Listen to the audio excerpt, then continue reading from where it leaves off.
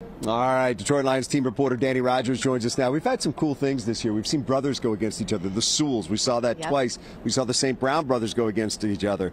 You did a deep dive this week on father and son squaring off. Coaching against one another. It'll be special teams assistant coach Jed Modkins going up against his dad Curtis, who's the running backs coach here for Minnesota for round 4 of the Modkins Bowl. Jet has been following in his dad's footsteps literally since he was a toddler. Back in 2002, when Curtis was the running backs coach at Georgia Tech, Jet would bring in his sleeping bag to the football facility because it was so early. He'd get, some more sleep, and then while he was sleeping, Curtis would write Jet's schedule up on the whiteboard, so he knew exactly where to join Dad at team practice and meetings when he woke up. Ever since then, Jet asked himself, what would Dad do in terms of coaching? And today, they'll square off once again against each other. Except rivalry week, how is your dad a resource for you through the NFL as you forge your own journey?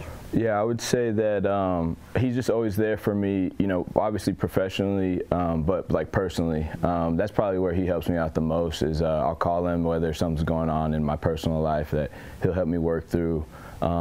Really work. I've gotten to see him operate in this environment like my whole life, so I try to, whenever things happen here, I try to do what my dad would do. And so I really don't call him as much. I just really try to act as he would. Not every kid who grows up around the game then goes to coach in the game and have their own profession in it. What has the realization been like, knowing that you've made it to the highest level that you can? It's been like a dream come true. Obviously, like as a little kid playing football, you always want to play in the National Football League. But once that dream ended, I always kept it in my head that I wanted to still be in the NFL. So to actually be here, it just makes me hungrier for more. I'm kind of just getting here. So I want to be here for a long time, and so I'm hungry to just put in all the work to do that.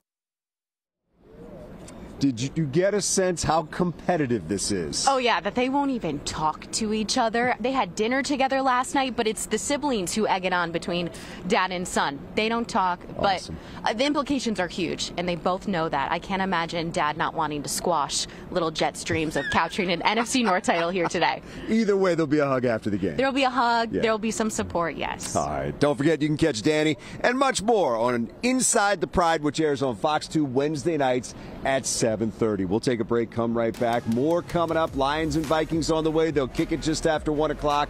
You'll see it right here on Fox 2.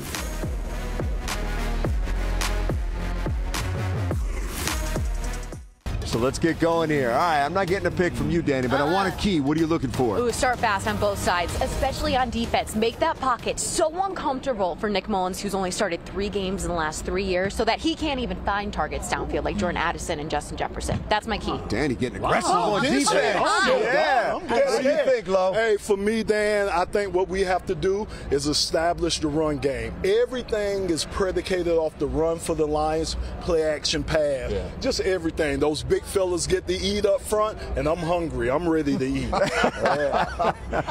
right, we got Birchie taking the Lions.